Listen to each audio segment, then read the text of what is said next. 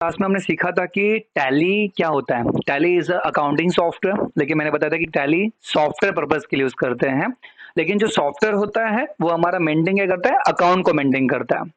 Account क्या होता है? अकाउंट में दो चीजें हमने देखी थी, सीआर एंड डीआर। सीआर का पूरा नाम हमने लिखा था क्रेडिट, और डीआर का पूरा नाम लिखा था डेबिट।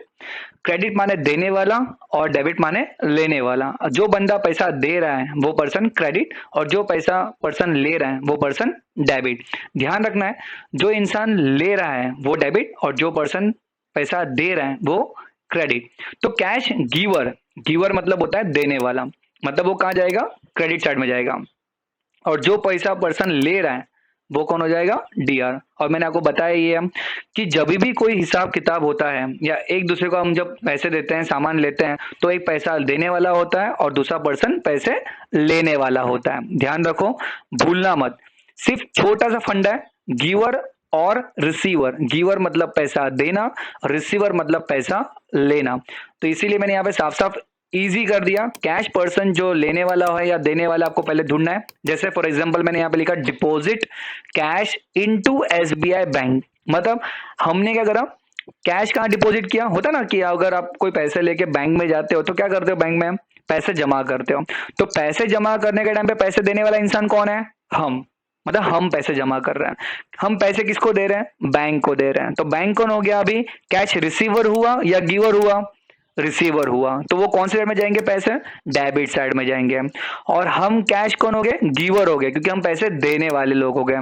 तो हम कहां पे जाएंगे, गिवर। मतलब हमारा बैलेंस कौन से साइड में जाएगा, क्रेडिट साइड में जाएगा। तो ये चीज ध्यान में रखनी जैसी चीज है कि जब भी आप कोई अकाउंट मेंटेन करते हो तो ध्यान रखना, टैली में जाने से पहले आपको छोटा सा फंडा जमा समझना बहुत जरूरी है, सीआर और डीआर। सीआर मतलब पैसे देने वाला, और डीआर मतलब होता है पैसे लेने वाला। तो आपको करना क्या, सीआर और डीआर आपको लिख देना है। आपको पर्टिकुलर डेबिट एंड क्रेडिट ऐसा एक टेबल बना लेना है। अभी आप मुझे बताओ, डिपॉजिट कर रहे हैं, हम डिपॉजिट कर रहे हैं, कहाँ डिपॉजिट कर रहे हैं, बैंक में डिपॉजिट कर रहे हैं। तो बैंक कौन हो गया, रिसीवर हो गया। क्यों, क्योंकि वो पैसा ले रहा है। किससे ले रहा है, तो आपसे ले रहा है। ध्यान रखो, अपना नाम बिल्कुल भी मेंशन करना नहीं है। अगर आप किसी को भी बताओगे तो आप अपना नाम कभी बताते हो नहीं, आप बोलते हो मैंने पैसे दिए। वैसे हमने क्या दिया उसको, कैश दिया। तो हमने कैश किसको दिया, बैंक को दिया। तो पहले हमें डीआर का कॉलम मेंशन किया और उसके बाद हमने सीआर का कॉलम बनाया। तो पहले हम लेने वाले का नाम बताएंगे और उसके बाद देने वाले का नाम बताएंगे। तो पहले हमें करना क्या है, हमें करना है यहाँ पे बैंक का नाम डाल देना, मतलब एसबीआई बैंक। ठीक है, एसबीआई बैंक। एसबीआई बैंक में जाने के बाद हम लोग यहाँ पे करेंगे, एसबीआई बैंक में पैसे डाल देंगे। तो कितना रुपया, 500 रुपया। और हमने क्या करा, टू, टू का मतलब होता है किसके पास से, तो हमारे पास से। हमारे पास से क्या गया, तो कैश गया। किधर गया कैश, सीआर साइड में, मतलब हमने दिया। तो हम लोग क्या करेंगे, क्रेडिट साइड में 500 रुपये लिख देंगे। तो बहुत सिंपल है, खाली आपको यही बताना है कि डेबिट साइड में कौन और क्रेडिट साइड में कौन है। तो डेबिट साइड में बैंक क्यों आई, क्योंकि आप बैंक को पैसा दे रहे हो, और बैंक कौन होगी, पैसे लेने वाली। लेने वाले का नाम हमने पहले बताया। जैसे आपने किसी को पैसे, हम पूछते हैं ना, भाई आपने किसको पैसे दिए, तो भाई मैंने सामने वाले को पैसे दिए। तो सामने वाले का नाम जो था वो बैंक का नाम था, तो आपने बैंक को डेबिट कर दिया। और आपने उसे क्या दिया, कैश दिया, इसलिए आपने कैश को कहाँ लिखा, क्रेडिट में लिखा। तो चलो एक और एक एग्जांपल लेके समझते हैं इसी टेबल को लेके। चलो इसको मैं निकाल देता हूँ, ठीक है, इसको डिलीट कर देता हूँ। एंड इस क्वेश्चन को मैं डिलीट मार देता हूँ। यहाँ लिखता हूँ मैं विड्रॉ। विड्रॉ का मतलब क्या हुआ, विड्रॉ का मतलब हुआ पैसे निकालना। मतलब आप बैंक से पैसे निकाल रहे हो, ठीक है। सो बैंक से पैसे निकाल रहे हो, तो आपने बैंक से, आपने कौन से बैंक से पैसे निकाले, एसबीआई से। कितना रुपए निकाले, 500 रुपए निकाले। तो मुझे बताओ अभी हम कौन है, पैसे लेने वाले मतलब रिसीवर, या पैसे देने वाले गिवर। मतलब विड्रॉ का मतलब होता है पैसे निकालना। पैसे आप कहाँ से निकाल रहे हो, बैंक से निकाल रहे हो। तो बैंक कौन है, पैसे देने वाली है या लेने वाली है, बराबर है, बैंक देने वाली। मतलब वो कौन साइड में जाएगी, क्रेडिट साइड। मतलब उसका बैलेंस हम कहाँ लिखेंगे, यहाँ लिखेंगे, क्रेडिट साइड। और हम हो जाएंगे रिसीवर, मतलब हम पैसे लेने वाले हो गए, मतलब हमारे पास पैसे आ रहे हैं, तो डेबिट, मतलब हम लोग यहाँ पर आएंगे।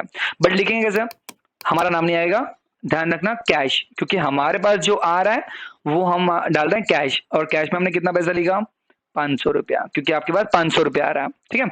और ये पैसा कौन दे रही है, टू मतलब पैसे देने वाला इंसान, एसबीआई। तो एसबीआई का हमने अकाउंट में कितना लिख दिया, यहाँ पे क्रेडिट साइड में लिख दिया 500 रुपया। सो आपको पता चल गया कि विड्रॉ के टाइम पे हम रिसीवर साइड में क्यों आए, क्योंकि हमने पैसे लिया, इसलिए हम डेबिट साइड में हमारा पैसा लिख दिया। और बैंक का क्रेडिट साइड में क्यों लिखा पैसा? क्योंकि बैंक पैसा देने वाली है। बहुत सिंपल लगा ना एकदम। तो देने वाला इंसान का बैलेंस इस तरफ, लेने वाला इंसान का बैलेंस इस तरफ, इसको बोलते हैं टैली करना। अब ध्यान रखना, ये तो स्क्रीन में जाने से पहले फंडामेंटल है, इसको समझने से हमें काफी हेल्प मिलेगी स्क्रीन के ऊपर, क्योंकि यही फॉर्मेट आपको वहां पे नजर आने वाला है। अगर इस फॉर्मेट को अगर आपने बराबर नहीं समझा तो स्क्रीन पे आपको बहुत दिक्कत होगी, है ना। इसलिए आपको पहले समझना है कि लेने वाला और देने वाला इंसान कौन है। लेकिन ध्यान रखना, रिसीवर गिवर वर्ड यूज करो, ये आपके लिए ज्यादा फायदेमंद पड़ेगा। चलो और एक एग्जांपल ले लेते हैं। और एक एग्जांपल ऐसा लेते हैं कि हम लोग चलो भाई किसी को पैसे दे रहे हैं, मतलब पैड किया हमने। पैड का मतलब होता है पैसे देना। सो पैड कैश टू, हमने सोहन को पैसे दिए। अब मुझे बताओ पैड का मतलब क्या होता है? पैसे देना। तो आपने सोहन को कितना रुपए दिया? 100 रुपए दिया। मैंने छोटी अमाउंट इसलिए लिखी क्योंकि आपको अमाउंट पे ध्यान नहीं देना है, आपको ध्यान नहीं देना है कि कौन गिवर है और कौन रिसीवर है, बस आपको यही ध्यान में रखना है। तो चलो, पैड मतलब पैसे देने वाला, हम पैसे दे रहे हैं। ध्यान रखना, जब भी आप क्वेश्चन लिखते हो ये हम मतलब हमारी तरफ से हम दे रहे हैं या हमारी तरफ से हम ले रहे हैं, ये ध्यान में रखना बहुत ही जरूरी है। सो पैड का मतलब होता है पैसे हम दे रहे हैं। किसको दे रहे हैं? सोहन को दे रहे हैं। तो सोहन कौन हो गया? बताओ, अभी आप बताओ, रिसीवर हुआ या गिवर हुआ? रिसीवर हुआ। क्यों? क्योंकि वो पैसे ले रहा है। और हम कहा जाएंगे? गिवर साइड, मतलब हमने पैसे क्या किए? सामने वाले को दिए, है ना। तो आपको क्या करना है, पहले वो इंसान बताना है जो पैसे लेने वाला है। तो हमारा नाम आएगा, सोहन का नाम आएगा। बोलो, सोहन का नाम आएगा। Very good. सोहन का नाम इसलिए आएगा क्योंकि सोहन पैसे हमसे ले रहा है। हमसे कितना रुपए ले रहा है सोहन? 100 रुपया। तो हमने डीआर में कितना लिखा? 100 रुपए लिखा। सोहन को हमने कितना कैश दिया? तो हमने सोहन को दिया 100 रुपया। ध्यान रखना, जितना पैसा आपने लिया या दिया उतनी अमाउंट दोनों में इक्वल आनी चाहिए, क्योंकि सिंपल सी बात है, सोहन का 100 रुपए दोगे तो यहाँ 80 तो नहीं लिखोगे, 100 ही लिखोगे, है ना। देखो कितना सिंपल एग्जांपल है कि पैड कैश टू सोहन, मतलब आपने सोहन को पैसे दिए, मतलब सोहन कौन हो गया? रिसीवर, मतलब डेबिट साइड। और आपने उसको पैसे दिए, इसलिए आप कहां पे आ गए? Giver side. गिवर मतलब क्रेडिट साइड।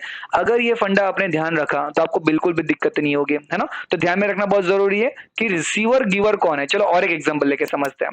अब हमने यही पैसे हमने सोहन से ले लिए, है ना। होता क्या, हमने पैसे सोहन से लिए, मतलब रिसीव किया। रिसीव का मतलब क्या होता है? हमने उससे पैसे ले लिया। तो रिसीव किससे किया हमने? कैश,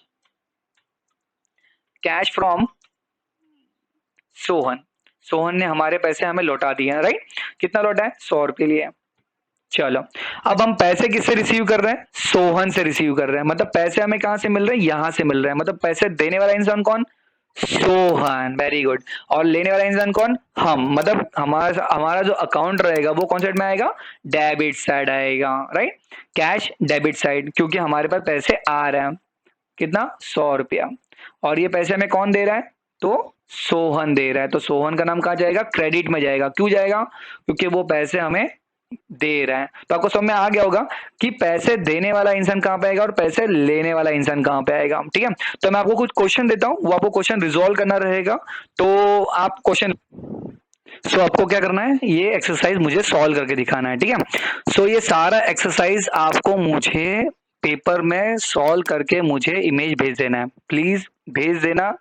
मुझे पता चले कि आपने कितना रिवीजन किया, तो मुझे वीडियो बनाने में और मजा आएगा और मैं आपको बढ़िया से बढ़िया एग्जांपल दे दूंगा और आपको समझ में अच्छे से आएगा। नहीं समझ तो मुझे पता तो चले कि अब समझ में आ रहा है कि नहीं आ रहा है ना। तो आप मुझे ये एक्सरसाइज सॉल्व करके बताना, और नहीं समझ तो वीडियो को दोबारा देख लेना, दोबारा समझो। नहीं क्लियर है तो मुझे टेक्स्ट कर देना कि सर मुझे समझ में नहीं आया, तो मैं दूसरा एग्जाम्पल लेके समझा दूंगा।